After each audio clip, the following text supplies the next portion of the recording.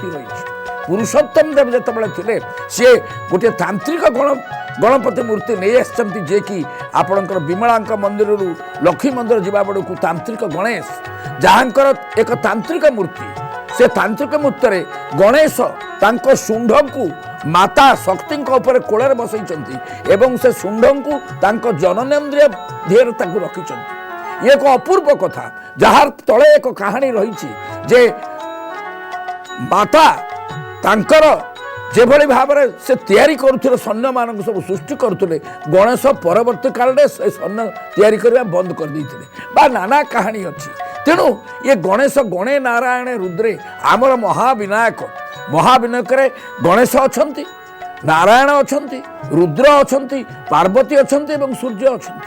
ତେଣୁ ଦେବତାଙ୍କୁ ବିଭିନ୍ନ ରୂପରେ ପୂଜା କରିବା ଯେଉଁ ପଦ୍ଧତି ଥିଲା, ସେ ପଦ୍ଧତିରୁ କ'ଣ ହେଲା ସଂଘର୍ଷ ଆରମ୍ଭ ହୋଇଗଲା।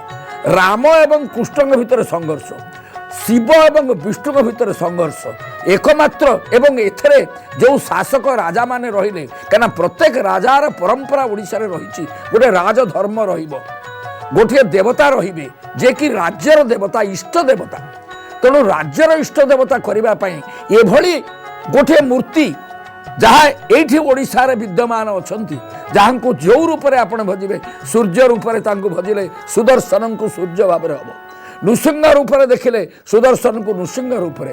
ଆମେ ଦେଖୁଛେ ବଳଭଦ୍ରଙ୍କ ଠାରେ ମଧ୍ୟ ଶିବତ୍ୱ ଅଛି, ଦୁର୍ଗାଙ୍କ ପାଖରେ ଅଛି। ତେଣୁ ଏଇଭଳି ଯେଉଁ ପୂଜା, ୟାଙ୍କୁ ଉପେନ୍ଦ୍ର ଭଞ୍ଜ ଏଇ ବର୍ଣ୍ଣନା ଆଜି ଦେଇଛନ୍ତି, ଯେଉଁ ବର୍ଣ୍ଣନାଟା ଏଠି ଅନ୍ତତଃ ସମ୍ପୃକ୍ତ ହେବ। ମୁଁ ଟିକେ ଆପଣଙ୍କୁ କହିବି ଯେ ଉପେନ୍ଦ୍ର ଭଞ୍ଜ କୋଟି ବ୍ରହ୍ମାଣ୍ଡ ସୁନ୍ଦରୀ ତାଙ୍କର ଯେଉଁ କାବ୍ୟରେ ପ୍ରଥମରେ ଗୋଟେ ପ୍ରେମ କାବ୍ୟର ଆଦ୍ୟରେ ଶୁଣ କବି ଦେ ଭରତ ଖଣ୍ଡେ ଅଛି ପୁଣ୍ୟଧାମ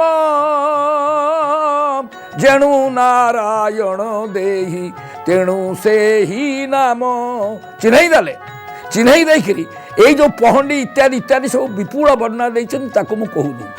ଏଇ ଶେଷ ବେଳେ ଗୋଟିଏ କଥା ଲେଖିଲେ ଲୋକ ପଚାରିବେ, ଲୋକ ଆସିଛନ୍ତି, ଆପଣ ଦେଖିପାରିବେ ଟିଭି ସ୍କ୍ରିନ୍ରେ ଶହ ଶହ ହଜାର ହଜାର ଲୋକ ବେଶ ଦେଖୁଛନ୍ତି।